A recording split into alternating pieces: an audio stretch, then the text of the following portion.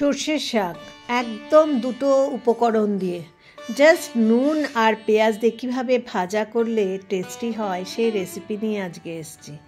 দারুণ লাগবে, মশলা কিন্তু দেবে না। Welcome to ohms cooking lab. বন্ধুরা ভালো আছো তো?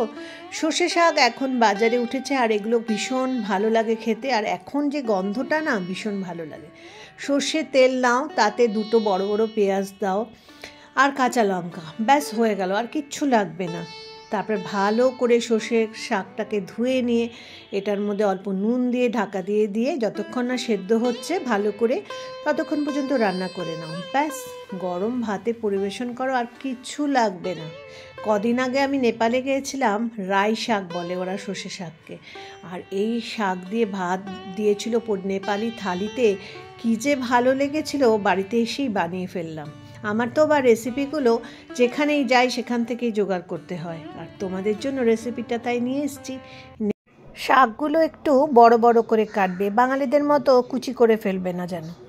দুটো শুকনো লঙ্কা পুড়িয়ে নিলাম, লাস্টে মেখে নেব। থালিটা এরকম ছিল নেপালে।